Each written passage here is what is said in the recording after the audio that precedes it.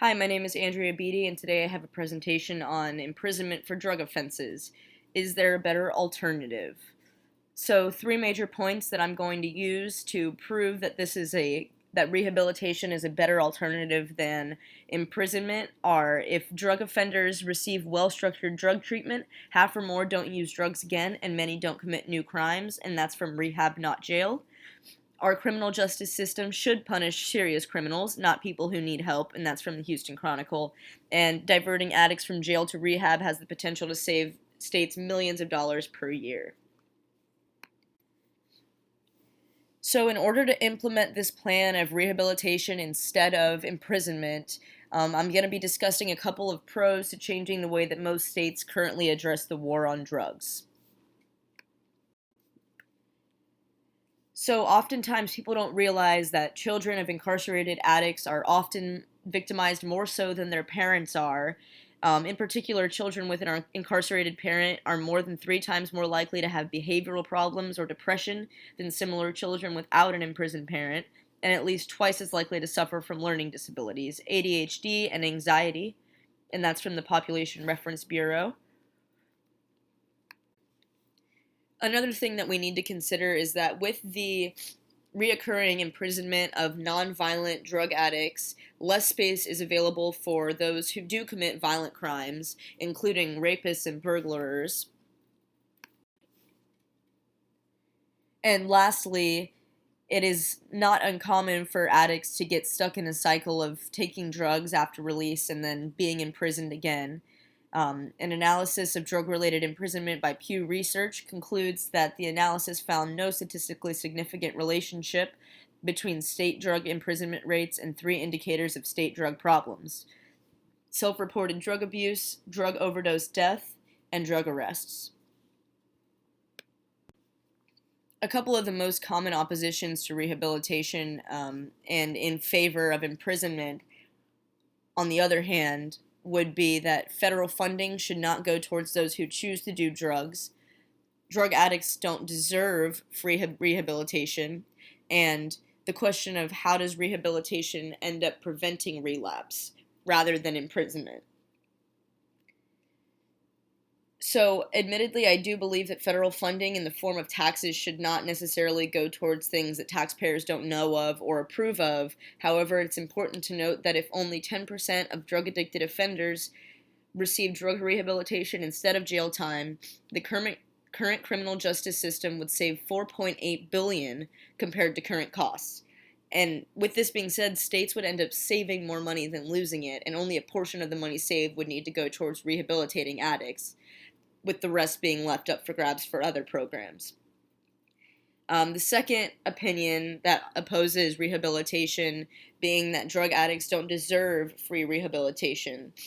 But despite everyone's individual beliefs, it is true that in the United States, at least, everyone is entitled to life, liberty, and the pursuit of happiness, as stated in our Constitution. And with this in mind, addicts deserve just as much care and consideration as anyone else does. As attention rises more towards issues concerning mental health, people should be aware that addiction is a mental illness, therefore putting it on the same level as depression, bipolar disorder, PTSD, etc., etc. Lastly, people do tend to be worried about the risk that providing rehabilitation poses in terms of relapse. If someone is hospitalized instead of imprisoned, what's keeping them from relapsing when they get out of rehab? Of course, this may just be the most common opposition, one that I've considered myself, but however, as previously stated, if addicted offenders are incarcerated without treatment, most do return to drugs and to crime. If addicted offenders receive well-structured drug treatment, half or more don't use drugs again, and many don't commit new crimes. So here's the solution.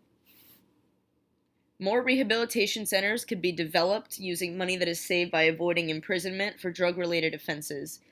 Individual cities should definitely start considering reducing funding towards organizations like the police to promote recovery rather than punishment. And by this, I just mean to reduce funding from the police and direct funding towards rehabilitation centers and creating awareness. Secondly, allow for more affordable rehabilitation centers to be developed not only for those facing criminal charges, but also for those just looking to enter rehab on their own. And lastly, education on drug addiction and rehabilitation, especially in schools, should be more widely spread and available.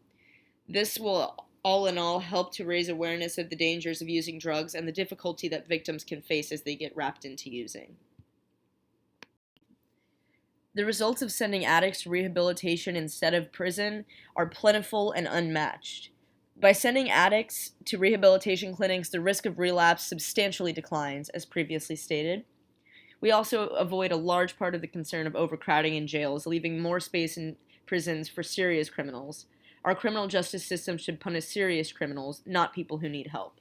And that's from the Houston Chronicle. Referring addicts to rehabilitation centers instead of imprisoning them also has the potential to save taxpayers millions of dollars per year, as previously stated, because treatment for addiction costs substantially less and is more effective in keeping those addicts from relapsing again in the future.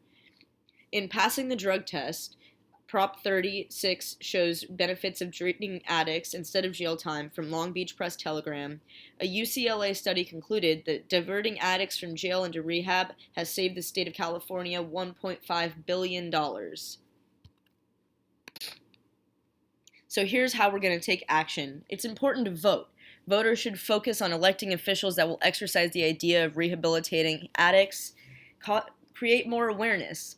Local officials should focus on implementing programs that increase awareness on drug addiction, and government funding should be redirected towards rehabilitation. Taking these things into consideration, we can make a difference.